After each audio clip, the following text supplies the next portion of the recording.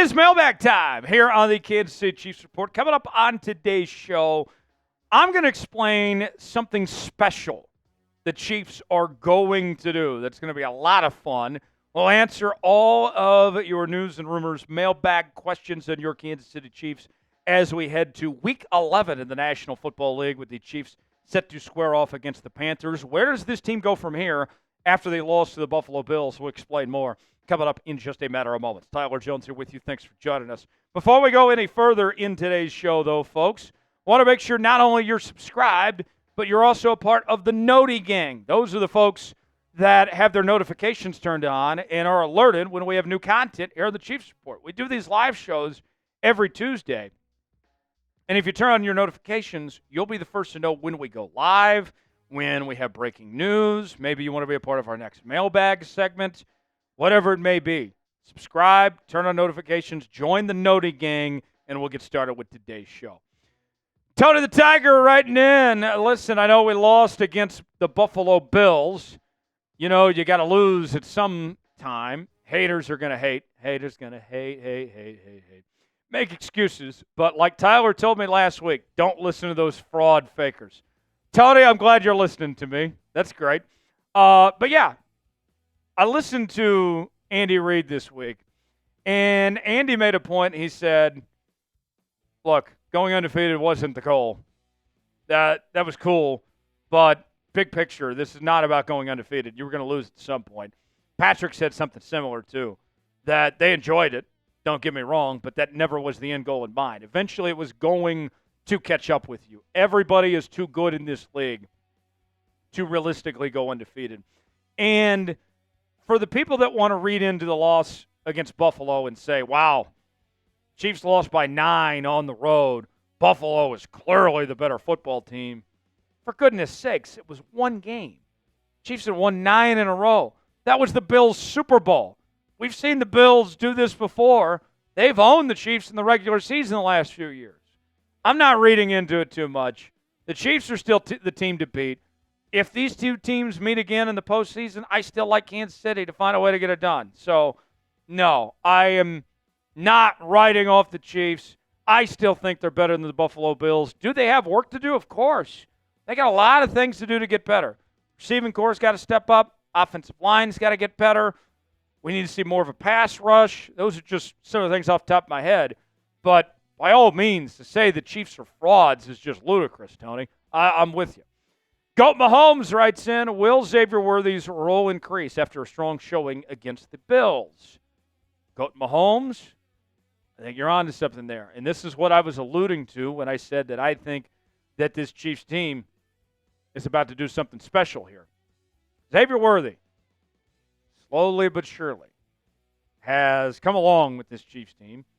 And we saw last week his role increase, got about 4 catches. There was a string there of a few games where he had 8+ targets. And I think the Chiefs have been trying to find this comfort zone with Xavier Worthy, where they can stretch the field, but they can also use him for gadget plays as well.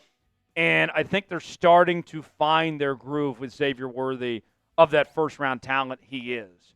And as we get towards this second half of the year, with getting the jitters off of being a rookie, with getting more comfortable in this offense, I think Xavier Worthy is about to take off. I really do think he is about to explode and do some things.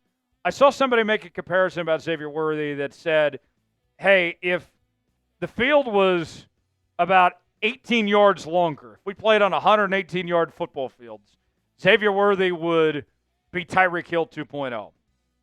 I think that's one of those things that just takes time. Get Xavier Worthy the ball more, find more ways to get him in space, and I think that he's got star potential. And I thought that this Sunday was a step in the right direction and that he's going to really kick it in gear over these next few weeks. I really do believe the best is yet to come with Xavier Worthy. Do you believe in Xavier Worthy? I believe. I'm all in on Xavier Worthy. He is worthy, folks. Type B for believe, D for don't. Weigh in. Let us know if you think Xavier Worthy is going to step up here in the second half of the season. Today's show is sponsored by Public Rec. Public Rec is the shirt I'm wearing today. And I got to tell you, folks, it feels very comfortable. It looks good. I love it, and you're going to love it too. Let's be real, guys. Wearing nice pants sucks. Who decided that stiff, uncomfortable fabric squeezing your family jewels was the key to looking sharp?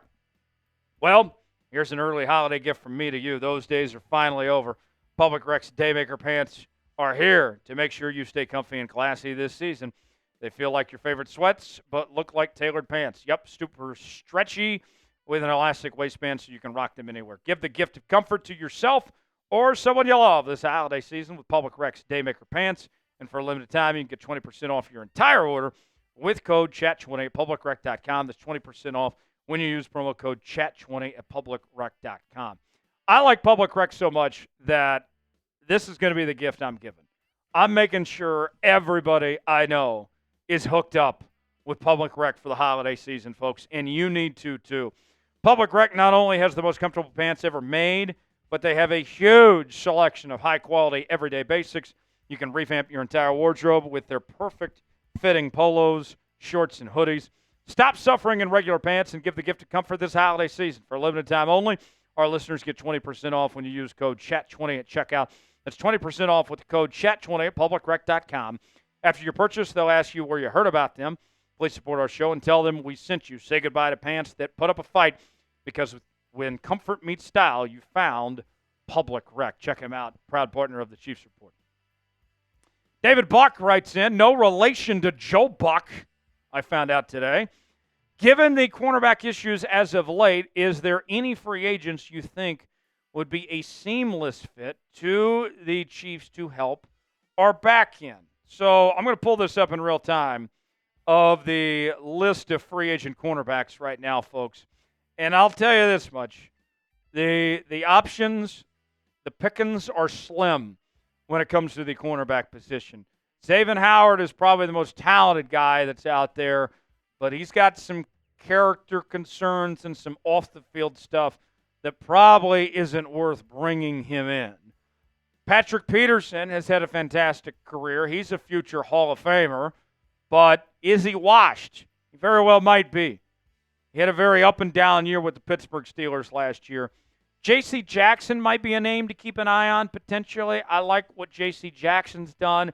You don't have to go very far to find when he was last relevant. Those are the names to keep an eye on, but based on the way the Chiefs have gone about things, I'd be surprised if they sign another corner, especially considering they don't have much money to deal with. Cap space is very minimum right now, but you never know. We'll see. Big Red writes in, do you expect Nick Bolton to get extended soon? You know, I hope so. I hope that he and Trey Smith both get extended soon. But the longer this goes, the more nervous I am. Because what we heard from Brett Veach, if we recall, going back to the offseason and into training camp and all that, he had kind of a checklist of guys to pay.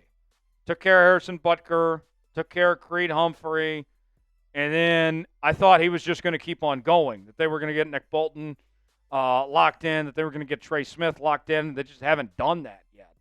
And with the way that Nick Bolton has played, there's no reason why he shouldn't be around for a long time. So I hope that's the case. And if you do get an extension done, you potentially could free up some money. But as we saw last year with L'Jarius Sneed, you can't pay everybody. I hope that Nick Bolton is not the odd man out in this situation. But the longer this goes, it's not looking good. I think he'll get extended soon, but I can't say that with a ton of confidence at this point. Should the Chiefs extend Nick Bolton? Type Y for yes, in for no. Get in the comment section. Let us know if you think they should or not. Got time for about two more. Paul writes in, Chiefs to sign Donovan Smith. At the time of this recording, he has not been signed, but I hope it happens. Wanya Morris has been up and down. Kingsley went from being the starter to not even being activated last week. Not a bad idea at all. I'd like to see it. At the very least, have some depth, have another option compared to Wanya Morris there. I don't think it would hurt you at all. I would bring in Donovan Smith. I don't know what the Chiefs are waiting for at this point. Here's what I would say real quick on this. What concerns me about him not being here yet is A lot of people assume, they'll eventually sign him. Well, what are they waiting for at this point? What's the holdup? If you want Donovan Smith, go get him right now. He's ready to play. Last question. David writes in, is there any chance that Hollywood Brown would be available for the postseason? Yes. We already know this. He's supposed to be back for the postseason. Yes, he will play. And the Chiefs offense will get him back, Pacheco and all that, and things are going to be good. Nobody's stopping that team in the postseason. For continuing Chiefs coverage, subscribe now to the Chiefs Report. I'm Tyler Jones. Thanks for joining us. We'll see you next time.